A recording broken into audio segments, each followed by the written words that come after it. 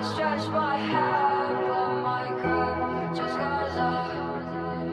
shit like Simon says, when I say go, my glitz be doing the most. Whatever you catch, I'm toting the handshake cool, but I leave your shit on the floor. Smoke, don't dump, no choke, nothing.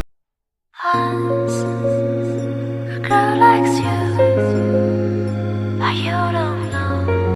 What's up, my people? It's Daily here, and today I came to you with an ongoing topic of KOD versus Battlefield. And it all started when Battlefield released the beta, and they had over 300k people playing the game on Steam and only 36k playing Call of Duty. Now, the crazy part about this is on Steam, their pre-order sales were over 600k, and they got 35 million in revenue. And at this point, you can't blame the fans because Call of Duty has become numb to us. Right now, all they're doing is giving us nothing but recycled maps with characters that don't belong in a shooter game, and it's killing the franchise. If they could stop just for a second and actually think and stop worrying about Fortnite and actually make a good game, maybe they could actually get their fans back. And that's what's the problem with gaming today.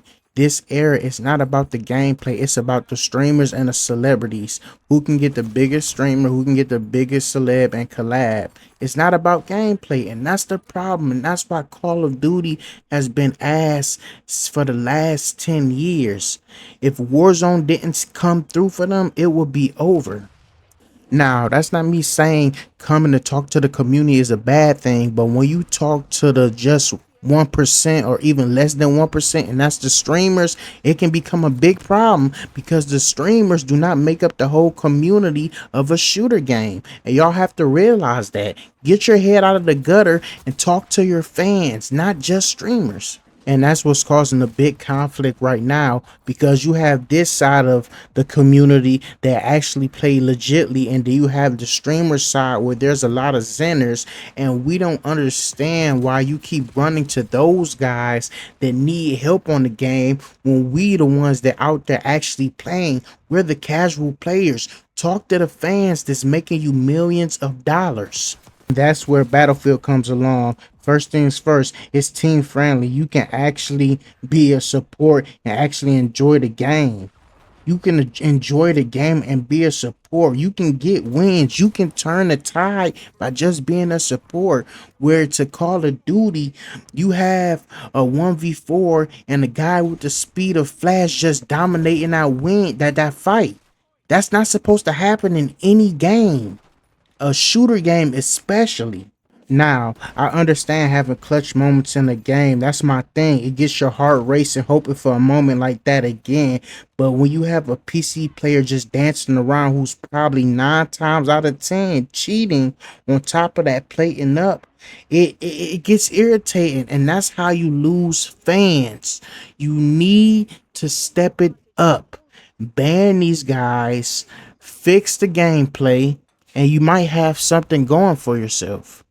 And one more thing, we got to talk about KOD players wanting everything to have a battle pass. That's why 2K is where 2K is at now. Everything doesn't need a battle pass. Battlefield is good as it is. It's because it's team friendly. We don't need a battle pass. We don't need the next meta gun. We don't need a million players having that. It's tiring. And that's the best thing about Battlefield. They give you 4 classes. They give you a couple of guns. If you good, you can go out there and rock out. You ain't got to do the extra.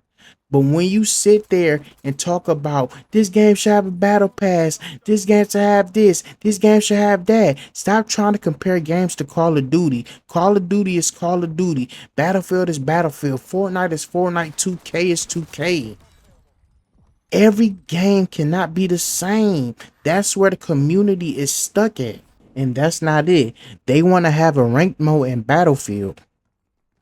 Bro, do you know how easily you can get killed in Battlefield? They want to have a ranked mode. Like, are you serious?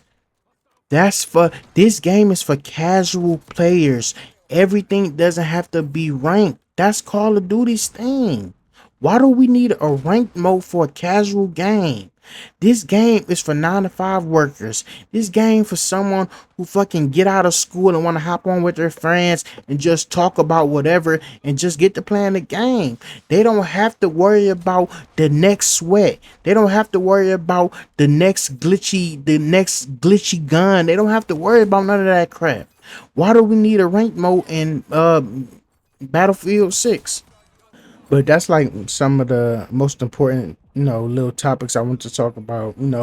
We all as a community gotta understand that everybody don't play the way you play, and everybody don't want to have a game with rank. Everybody don't want to have a game where you gotta fucking sweat your ass off to get a fucking win. Sometimes if you play with your guys and you can get a win consistently without having to sweat or worry about what's the next team gonna do or how we gonna fucking get this win because we got sweats on the other side.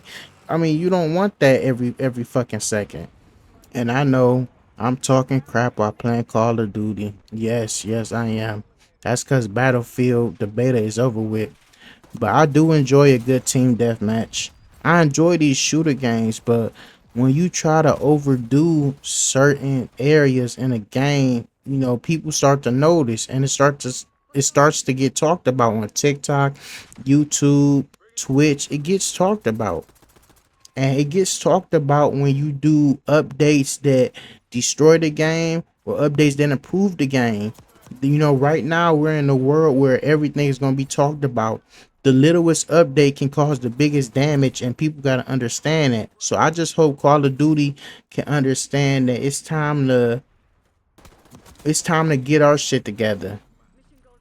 But that's it for me, y'all. Your boy Daily is out, and see you guys again next time. Once a girl likes you, are you